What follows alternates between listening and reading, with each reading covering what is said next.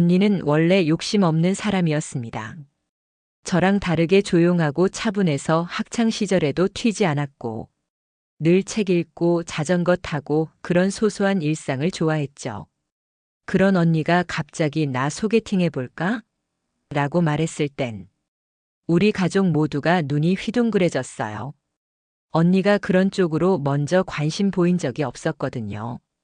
그날 언니는 수줍게 웃으며 말했어요. 엄마 친구분이 아는 분인데 사람 참 괜찮대. 처음 만난 날 언니는 그 사람에게 반했답니다. 정확히 말하면 사람됨에 반한 거죠. 형부는 10살이나 많았지만 말이 참 따뜻했대요. 힘들지 않게 편하게 살게 해주고 싶다. 첫 만남에 그렇게 말했다고 하더라고요. 당시 형부는 꽤 잘 나가는 사업가였습니다. 광고 기획 일을 하다가 창업해서 인터넷 쇼핑몰 붐이 막 일어나던 시절. 기회를 잘 잡아서 돈을 벌었대요. 차는 외제차였고 양복은 맞춤이었고 식사 장소도 고급 호텔 레스토랑이었죠. 언니는 처음엔 그게 너무 부담스러웠대요. 내가 감당할 수 있는 사람인가 싶었어. 그런데 형부는 조심스럽고 배려가 깊었대요. 돈 자랑도 안 하고 오히려 언니가 부담 느낄까봐 자신이 가진 걸 되도록 드러내지 않으려 했대요. 데이트도 동네 카페에서 조용히 커피 마시는 걸로 시작했고요. 그렇게 1년 정도 천천히 연애했어요. 형부는 한 번도 언니를 재촉한 적 없었고 언니가 마음 놓을 때까지 기다려줬어요. 그리고 마흔을 코앞에 둔 형부가 언니에게 정식으로 청혼했어요. 나 지혜 씨랑 평생 같이 살고 싶어요. 내 인생 지혜 씨 없으면 의미 없을 것 같아요. 언니는 울었대요. 그렇게 따뜻하게 진심을 말해준 사람이 처음이었으니까요. 언니는 부모님께 말도 꺼내기 전에 마음속으로는 이미 네라고 대답했대요. 그렇게 두 사람은 결혼했습니다. 식은 소박했어요. 형부가 일부러 그랬다고 하더라고요. 축의금 모으는 결혼식 말고 진심을 나누는 결혼식을 하고 싶어요. 그래서 가족, 친한 친구 몇 명만 불러 정원 예쁜 작은 예식장에서 했어요. 그 결혼식 저도 아직 기억납니다. 햇살이 따뜻했고 언니는 정말 예뻤고 형부는 끝내 웃음을 감추지 못했어요. 정말 고마워요. 지혜 씨가 와줘서. 그 말 언니는 아직도 기억한다고 해요. 결혼하고 얼마 후 첫 아이가 생겼고 2년 간격으로 둘째도 태어났어요. 형부는 바빴지만 가정을 돌보는 사람이었어요. 일을 아무리 늦게 끝내도 아이 얼굴은 꼭 보고 잤고 주말엔 집안일도 하고 유모차 밀고 공원도 같이 갔어요. 언니는 늘 말했어요. 내가 운이 좋은 거지 뭐. 난 진짜 복 받은 거야. 그 말이 거지처럼 들리지 않았어요. 언니는 결혼 후 처음으로 자주 웃었고 처음으로 편안한 인생을 살고 있다고 말했어요. 그리고 아이들이 초등학교에 들어갈 무렵 형부는 미국 유학을 제안했어요. 우리 아이들은 더 넓은 세상을 보게 해주고 싶어요. 언어는 어릴 때 배워야 하잖아요. 언니는 처음엔 망설였죠. 하지만 형부는 미국 현지에 아파트도 사주고 생활비도 넉넉히 보내주겠다고 했어요. 아이들 교육에 필요한 건 다 해줄게. 지혜 씨는 걱정하지 마. 그렇게 언니는 아이 둘을 데리고 미국으로 갔고 기러기 가족이 되었어요. 말이 기러기지 형부는 미국에도 자주 왔어요. 사업차 출장이 잦았고 미국 지사 관리도 겸해서 사실상 1년 중 절반은 미국에서 보냈죠. 처음 몇 년은 아무 문제 없었어요. 언니는 아이들 학교 챙기고 현지에서 친해진 한국 엄마들과도 잘 지냈어요. 가끔 힘들다 해도 항상 마지막엔 이렇게 말했어요. 그래도 난 결혼 잘했어. 형부 없었으면 이런 삶은 상상도 못했을 거야. 그리고 그 이야기는 그렇게 끝났어야 했는데요. 작년 겨울 언니가 조용히 연락을 해왔습니다. 그리고 제게 말했죠. 너한테 말해야 할 것 같아. 나 형부가 바람핀 거 봤어. 그날 이후 언니의 인생은 조금씩 무너지기 시작했습니다. 언니는 형부를 정말 믿었어요. 바람이라니 그 단어조차 입에 올린 적이 없었죠. 그 사람은 그럴 리 없다고, 아니, 그럴 수 없는 사람이라고 믿고 있었거든요. 기러기 생활 5년 차쯤이었어요. 형부는 여전히 1년에 반은 미국에 왔고 언니는 아이 둘 키우느라 정신없었죠. 큰애는 사춘기에 접어들고 작은애는 슬슬 말 안 듣기 시작하고. 그래도 언니는 버텼어요. 애들 잘 크는 거 보면 내가 잘하고 있는 거겠지. 늘 그렇게 말했죠. 그해 가을 형부는 예정보다 한 달 먼저 한국으로 돌아갔어요. 지혜 씨, 한국 지사 쪽 일이 갑자기 커져서 내가 직접 챙겨야 할 것 같아. 언니는 아쉬워했지만 이해했어요. 언니가 형부를 의심한 건 그때까지 단 한 번도 없었으니까요. 오히려 건강 걱정부터 했대요. 과로하지 마. 밤에 잠 좀 자면서 일해. 형부는 항상 그랬듯 다정하게 웃었대요. 지혜 씨, 내가 일하는 이유가 뭔지 알지? 당신이랑 애들 위해서야. 그러니까 너무 미안해하지 말고 나 금방 다시 올게. 그리고 그 말 그대로 형부는 예정대로 한 달 뒤엔 다시 미국으로 왔습니다. 그런데 이상한 건 그때부터였어요. 예전엔 미국에 오면 아이들 등하교도 같이 챙기고 가족끼리 바닷가도 가고 주말마다 캠핑이나 드라이브도 다녔는데 그해 겨울엔 뭔가 달랐대요. 형부는 자꾸 피곤하다고 했어요. 아침에 늦게 일어나고 주말에도 침대에만 누워있고. 예전 같지 않다는 언니 말에 형부는 그냥 웃으며 넘겼대요. 나도 나이 먹었나 봐. 요즘엔 좀만 피곤해도 훅 가네. 언니는 그 말을 믿었어요. 다만 어느 날부터 휴대폰을 들고 화장실에 가는 게 눈에 밟혔대요. 예전엔 그러지 않았거든요. 게다가 카톡 알림음이 울리면 부엌이든 거실이든 슬쩍 자리를 피하곤 했대요. 처음엔 언니도 내가 너무 예민한가 싶었다고 해요. 하지만 불안이라는 감정은 한번 생기면 도무지 사라지질 않죠. 그 무렵 언니가 몸살에 심하게 앓았던 날이 있었어요. 기침에 열까지 나서 누워 있었는데 형부가 계속 휴대폰만 들여다보고 있었다고 하더라고요. 약 사러 나간다더니 2시간 넘게 안 들어오고. 언니는 속으로 생각했대요. 내가 이래도 별 걱정이 없구나. 그리고 결정적인 날이 왔습니다. 형부가 미국에서 한국으로 다시 돌아가는 날이었어요. 그날 아침 언니는 공항까지 데려다 줬죠. 형부는 피곤해 보였지만 다정했대요. 애들 잘 챙기고 나 없는 동안 무리하지 말고. 언니는 고개를 끄덕이며 말했대요. 알았어. 일 잘하고 와. 그리고 돌아오는 길 언니는 형부의 옷을 세탁하려고 했어요. 여행 가방을 정리하다가 티셔츠 주머니에서 작은 종이 하나를 발견했대요. 호텔 룸키였습니다. 서울 강남에 있는 고급 호텔. 그 호텔은 형부의 회사 출장과는 전혀 관련 없는 지역이었어요. 언니는 찜찜한 기분에 무심코 키카드에 적힌 날짜를 확인했대요. 그리고 깨달았죠. 그 날짜는 형부가 한국에 있었던 그 한 달 중 정확히 한 주였어요.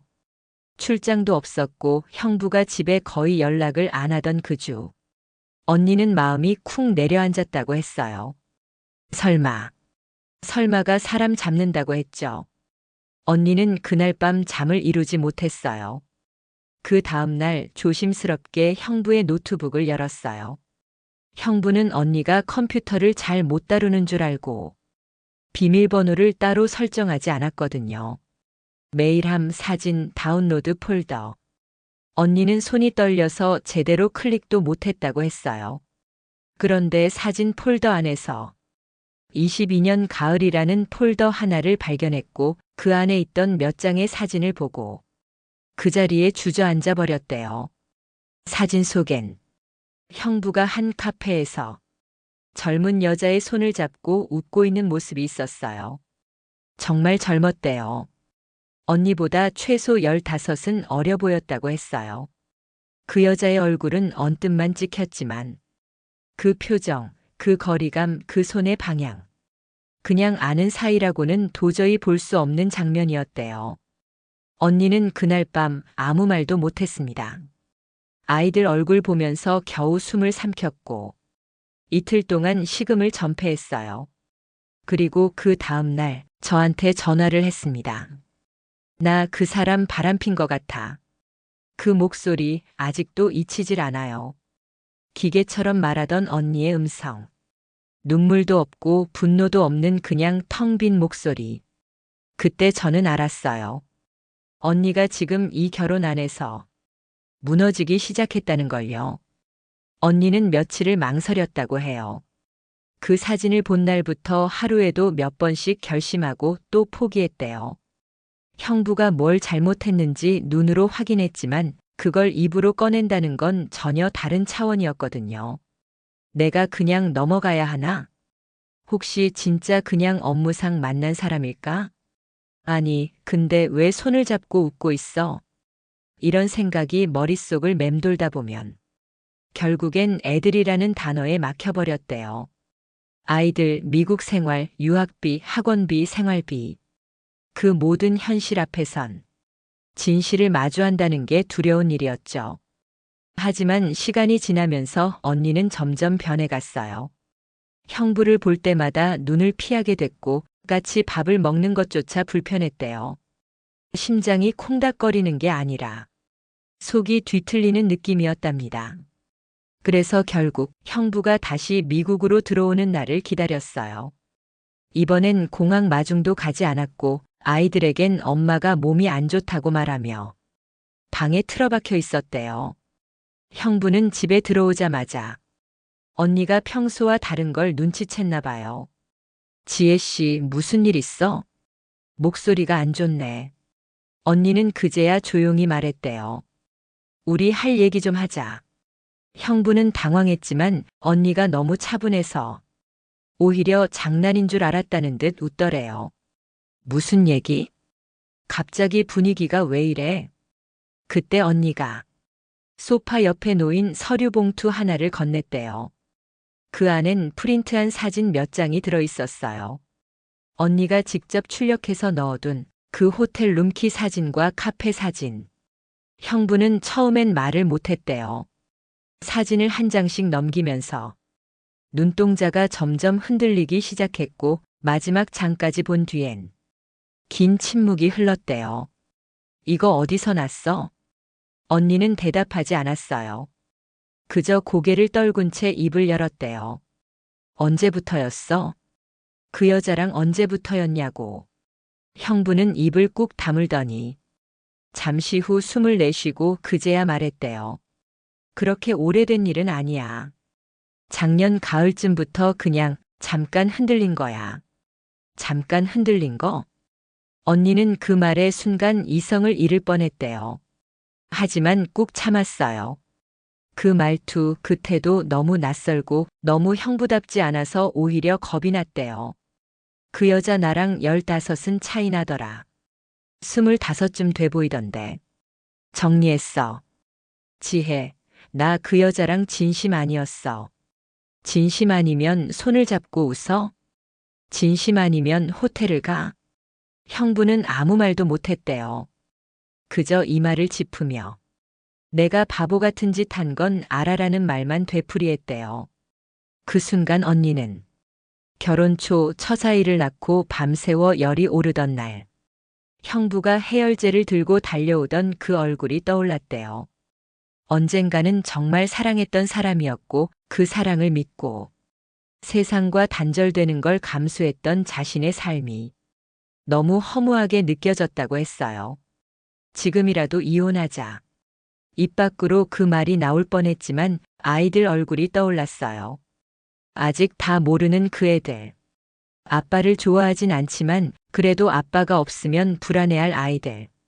언니는 그날 형부에게 말했대요. 당신 애들한테 이 얘기 들키기 싫으면 앞으로 내 말 다 들어. 형부는 고개를 끄덕였대요. 진심으로 미안해하는 건지 들키고 불안해서 그러는 건지는 모르겠지만 그 순간만큼은 형부가 더 이상 믿을 수 있는 사람이 아니라는 걸 확실히 느꼈다고 했어요. 그리고 언니는 저한테 전화를 걸어 이렇게 말했어요. 그래서 이혼은 아직 못하겠어. 지금은 애들 때문에. 근데 나 절대 그냥은 안 넘길 거야. 그때부터였어요. 언니 목소리에 담긴 울분이 서서히 계획으로 바뀌기 시작한 건 형부와의 대화 이후 언니는 며칠을 말없이 지냈어요. 아이들은 엄마가 무슨 일로 속상한지 알 길이 없었고 형부는 더 조심스러워졌죠. 그렇다고 정말 미안해하는 모습이라기보다는 들켜서 조심하는 사람처럼 보였대요. 언니는 그게 더 비참했대요. 그래, 당신이란 사람 결국 이 정도였구나. 마음속으로 그렇게 정리하니 이제는 울지도 않게 되더래요. 그날 저녁 언니가 제게 전화를 걸었어요. 목소리가 달라졌더라고요. 나 이혼하면 좋겠지? 그게 언니가 살 길이면 그게 맞지. 근데 너도 알잖아. 내가 지금 당장 애 데리고 한국 들어간다 치자. 나 뭐 해서 돈 벌어? 애들 학비는? 집세는? 언니는 미국에 온 뒤로 경력이 끊긴 지 10년이 넘었어요. 예전엔 디자인 일을 했지만 지금은 프로그램도 트렌드도 너무 달라졌대요. 포트폴리오도 오래돼서 쓸 수 없고 무엇보다 자신감이 없대요. 엄마 아빠도 그냥 노후자금 딱 있는 수준인데 내가 거기 손 벌릴 수도 없고 아빠도 요즘 무릎 아파서 병원 다니시잖아. 이혼이 감정만으로 결정할 수 없는 일이라는 걸 언니는 너무도 잘 알고 있었어요. 형부가 밉고 억울하고 자존심도 상하지만 생존이 걸린 문제니까 마음대로 행동할 수가 없었죠. 그래서 언니는 결심했대요. 그래. 나 못 나가면 여기를 내 무대 삼을 거야. 언니는 형부를 바라보며 생각했대요. 당신이 날 속였던 것처럼 나도 당신을 천천히 조용히 무너뜨릴 거야. 그날 밤 언니는 노트를 꺼내서 제목을 썼대요. 계획 노트 인생 빼앗긴 대가. 첫 장엔 이렇게 적혀 있었대요. 감정 말고 정보로 움직일 것. 증거는 언제나 디지털로 저장. 아이들에게는 끝까지 비밀 유지. 형부의 자산, 습관, 인간관계 체크. 웃으면서 칼을 품자. 언니는 말했어요. 내가 이혼을 못한다고 해서 당한 채로 살진 않아. 애들이 다 크면 그땐 진짜 끝을 볼 거야. 형부는 몰랐어요. 언니가 여전히 평소처럼 집안을 돌보고 아이들 학원차를 태우고 밥을 차리는 그 시간마다 조용히 핸드폰에 무언가를 기록하고 있다는 걸.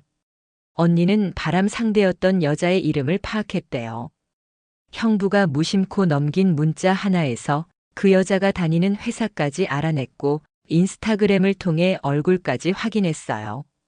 그리고 형부가 사업 파트너들과 만나는 모임에서 누구와 자주 술을 마시는지, 어떤 브랜드 선호하는지, 심지어 어떤 비밀번호를 사용하는지도 조금씩 조용히 파악해 나가기 시작했어요. 너 나 진짜 무서운 사람 될지도 몰라. 언니는 웃으며 그랬어요. 그 웃음 속에는 복수라기보다 존엄을 되찾고 싶은 여자의 분노가 담겨 있었어요. 근데 말이야. 내가 제일 무서운 건 애들한테까지 이 상처가 전해질까 봐야. 그래서 언니는 더더욱 단단해졌어요. 눈물도 소리도 감정도. 이젠 안 보이게 꾹꾹 눌렀대요. 시간이 걸리더라도 난 제대로 갚아줄 거야. 내 인생 망가뜨린 대가가 뭔지 끝까지 보여줄 거야. 그리고 언니는 처음으로 아이들에게 웃으며 말했대요. 우리 가족 요즘 좀 달라질 거야. 엄마가 이제부터 진짜 엄마가 될 거야. 형부는 여전히 바쁘고 아이들은 학업에 집중하느라 언니가 뭘 하는지 눈치채지 못했어요. 언니는 늘 하던 대로 아침밥을 차리고 아이들 학교 보내고 형부 출장 스케줄 맞춰 짐을 싸줬죠. 하지만 달라진 게 하나 있었어요. 언니가 이제 사람을 관찰하기 시작했다는 거예요. 그 첫 번째는 형부의 스마트폰 패턴. 언니는 일부러 식탁에 앉은 형부에게 커피를 따라주며 옆에서 살짝 시선을 돌려봤대요. 형부가 무의식적으로 그리는 패턴을 3번쯤 봤을 때 대충 감이 오더래요. 그 다음은 메일과 계좌 내역. 형부는 은근히 허술했어요. 가끔은 홈오피스에서 메일을 켜놓고 자리를 비우거나 계좌이체 내역을 확인하다 로그아웃을 안 할 때도 있었어요. 언니는 그때마다 스마트폰으로 빠르게 찍었어요. 화면을 통째로. 딱 2초면 충분했대요. 언니는 그걸 비밀번호가 걸린 구글 드라이브에 저장했어요. 아무도 모르게. 그리고 정말 아무렇지 않게 형부에게 물었대요. 요즘 그 골프장 모임 사람들 아직도 매주 만나? 응, 뭐 한 달에 2번. 왜? 그 부동산 하는 분, 그 사람 이름 뭐더라? 맨날 거기서 봤던. 아, 민상국? 걔 요즘 강남 쪽 재개발 쪽으로 왜? 아니, 그냥 지난번에 들으니까 그분 되게 유능하다고 하길래. 그 대화는 거기서 끝났지만 언니는 곧장 스마트폰에 민상국이라고 메모했어요. 그리고 조용히 인터넷으로 검색해 봤대요. 민상국 부동산 대표. 민상국 형부 이름. 개발 투자자 명단. 언니는 그날 새벽까지 앉았대요. 잠깐씩 나타나는 이름, 그 이름과 엮인 회사들, 그 회사의 등기이사 이름들. 혼자서 정보의 실타래를 풀기 시작한 거죠. 그리고 며칠 뒤 언니는 아주 자연스럽게 한 지인을 만났어요. 예전 직장에서 팀장이었던 언니의 친한 선배. 지금은 중소기업에서 회계 일을 하고 있는 사람이죠. 카페에 앉은 언니는 옛날 얘기를 하며 웃었어요. 선배, 나 요즘 회계 프로그램 같은 거 다시 배우면 어디 취직할 수 있을까? 그냥 궁금해서. 선배는 놀란 눈으로 언니를 봤어요. 어디 나가려고? 무슨 일 있어? 아니, 그냥 인생 길잖아. 애들도 크고. 나도 좀 재정적으로 독립해야겠다 싶어서. 그 말에 선배는 차라리 나랑 주말마다 공부 한번 해볼래? 하고 제안했대요. 언니는 기다렸다는 듯이 고개를 끄덕였죠. 그게 시작이었어요. 형부는 언니가 요즘 애들 학교 일 외에도 나 좀 바빠졌어. 라고 말하면 그게 단지 사회생활 흉내 정도로 여긴 것 같았대요. 하지만 그 흉내는 형부가 갖고 있는 투자 자산의 구조를 알아가는 길이었고 형부가 자신도 모르게 드나드는 세금 회피성 자금의 흐름을 알게 되는 열쇠였죠. 사람은 욕심날 때 허술해져. 언니는 말했어요. 형부는 바람은 끊었는지. 요즘 들어 가족에게 잘하려는 척했고 가끔 아이들 옆에 앉아 숙제도 봐주고 언니에게 선물도 건넸어요. 하지만 언니는 그런 형부의 손을 받으며 마음속으로 이렇게 생각했대요.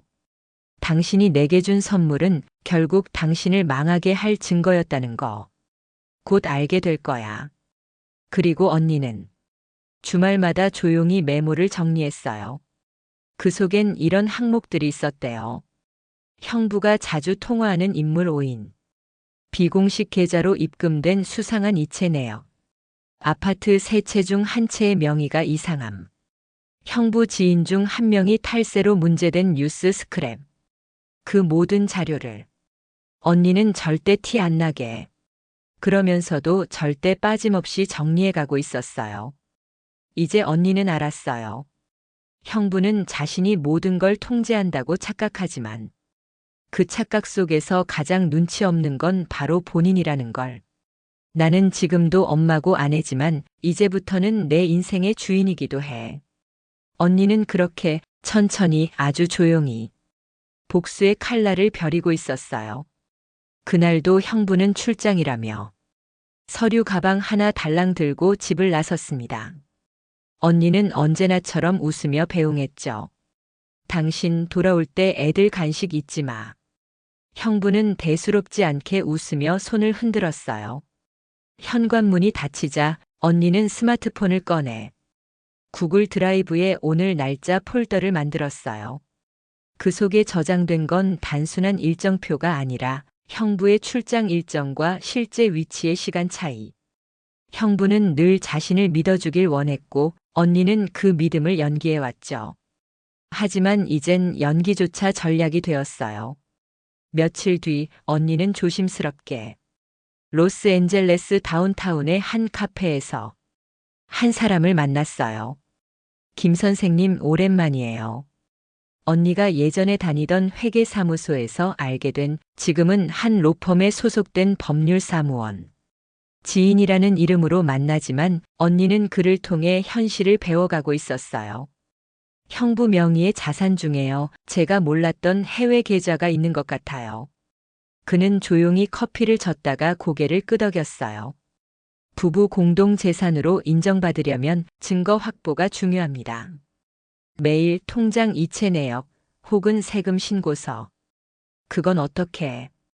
혹시 자녀 교육비 관련으로 신고된 서류 같이 보셨던 적 있나요? 언니는 고개를 끄덕였어요. 형부는 겉으론 투명한 척하지만 자녀 교육비는 늘 언니를 통해 처리했거든요. 그럼 잘하면 그 안에 자산 흐름에 힌트가 있을 수도 있습니다. 언니는 집에 돌아와 서류 박스를 다 뒤졌어요. 영주권 서류, 세금 공제 신청서, 심지어 수업료 고지서까지. 그러던 중 언니는 형부가 서명한 기부금 명세서 하나를 발견했어요. 받는 단체가 이상했어요. 미국 현지 단체가 아니라 국제아동교육센터 한국지부. 기부금 액수는 약 8천만 원. 그런데 그 단체 검색해도 나오지 않았어요. 이건 그냥 숨겨둔 계좌로 돈 빼돌린 거다. 언니는 직감했죠. 그날 저녁 고등학생이 된 큰아이가 식탁에 앉으며 말했어요. 엄마, 아빠 요즘 이상해. 나랑 눈도 안 마주치고 맨날 뭔가 숨기는 느낌이야. 언니는 놀랐지만 티내지 않고 웃었어요. 아빠가 요즘 일 많아서 그래. 너무 예민하게 굴지 마. 하지만 아이는 고개를 저었어요. 아니야, 그냥 예전이랑 달라. 가끔 아빠가 집에 들어올 때 내가 자는 줄 알았는지 누구랑 전화하면서 얘들한테는 말하지 마. 이런 말도 했어. 그 순간 언니는 이제 숨길 수만은 없겠다고 느꼈어요. 아이들도 조금씩 아버지의 다른 얼굴을 느끼고 있었거든요. 그날 밤 언니는 컴퓨터를 켜고 조용히 다이어리에 한 문장을 남겼어요. 애들까지 건드리면 나 정말 끝까지 간다. 며칠 뒤 언니는 변호사 친구의 소개로 한 부동산 감정평가사를 만났어요. 표면적으론 투자 공부를 위한 만남이었지만 사실은 형부명의 부동산 중 몇몇이 이상하게 저가 평가돼 있는 이유를 알고 싶어서였죠. 이건 명의만 남편분이시고 실질 소유주는 따로 있을 수도 있습니다. 언니는 놀라지 않았어요. 이젠 어떤 이야기를 들어도 감정이 요동치지 않았거든요. 오히려 조용히 메모를 하며 생각했대요. 그래, 좋아. 내가 다 파악하고 정리하고 결정해 줄게. 당신이 어디까지 망가지는지를. 엄마, 진짜야? 작은 아이가 눈을 동그랗게 뜨고 묻는 말에 언니는 잠시 말을 잇지 못했습니다. 그래. 아빠가 한국에서 엄마한테 거짓말하고 다른 사람이랑 만나고 있었어.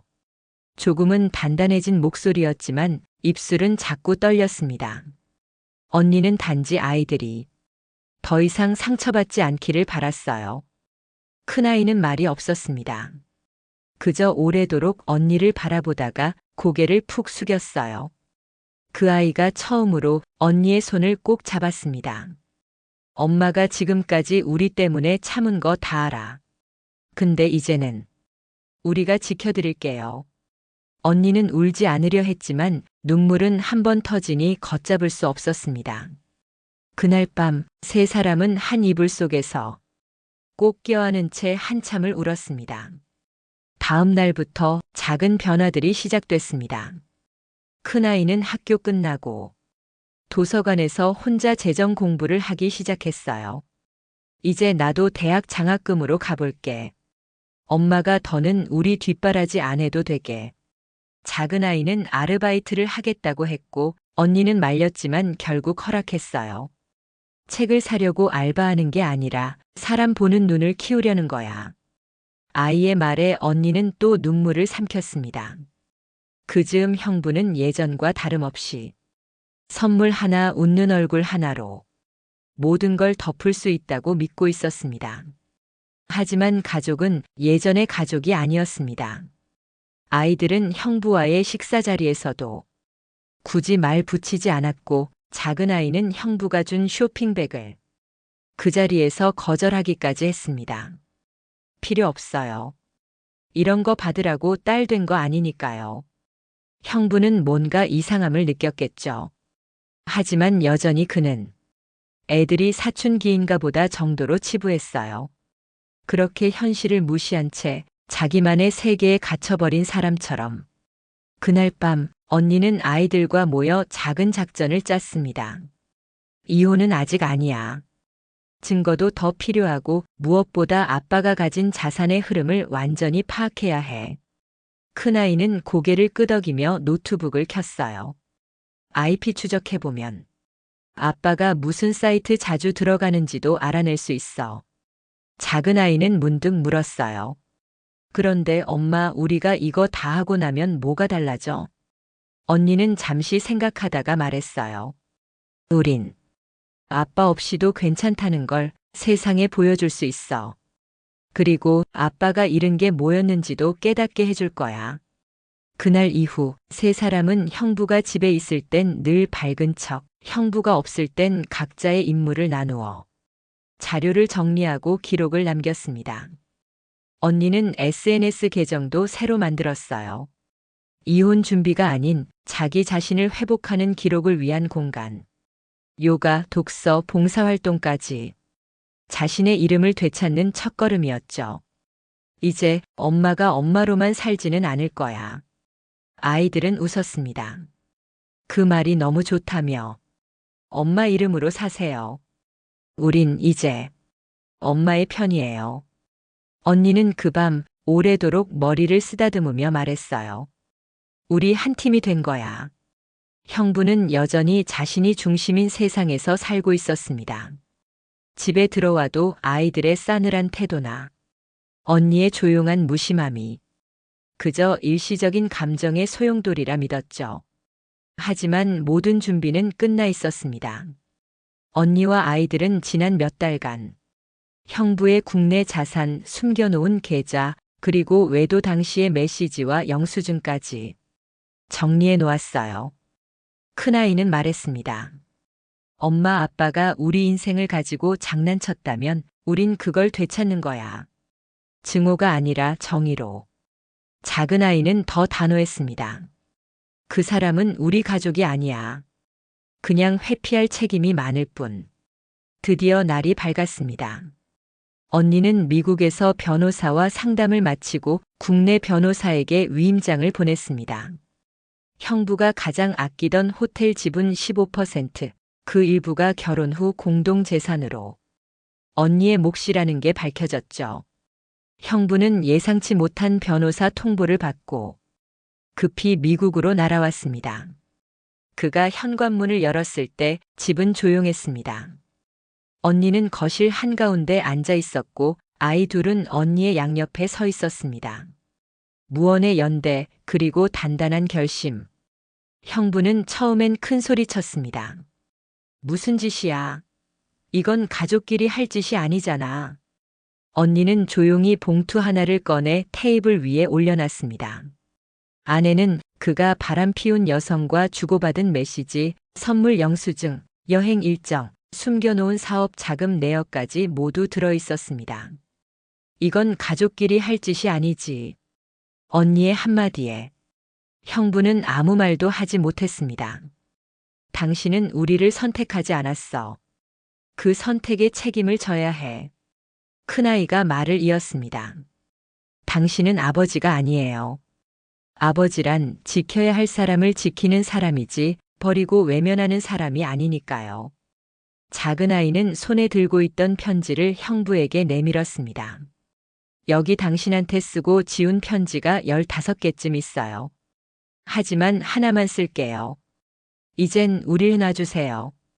형부는 그날 밤 말없이 떠났습니다. 그렇게 20년 가족의 허울은 끝이 났고 언니와 아이들은 처음으로 자신들만의 이름으로 새로운 삶을 시작했습니다. 언니는 말했어요. 나는 이제 누구의 아내도 누구의 희생도 아니야. 나는 나로 살아갈 거야. 아이들은 엄마의 손을 잡고 학교로, 새로운 집으로, 미래로 향했습니다. 몇 달 후 언니는 커뮤니티 칼리지에서 심리학 강의를 듣기 시작했고 작은 아이는 본인이 직접 만든 포트폴리오로 디자인 회사 인턴에 합격했습니다. 큰 아이는 결국 전액 장학금을 받고 원하는 대학에 진학했죠. 그리고 어느 날 작은 아이가 말했습니다. 엄마, 우리 그날 이후로 진짜 많이 웃는 거 알아요? 언니는 말없이 웃었어요.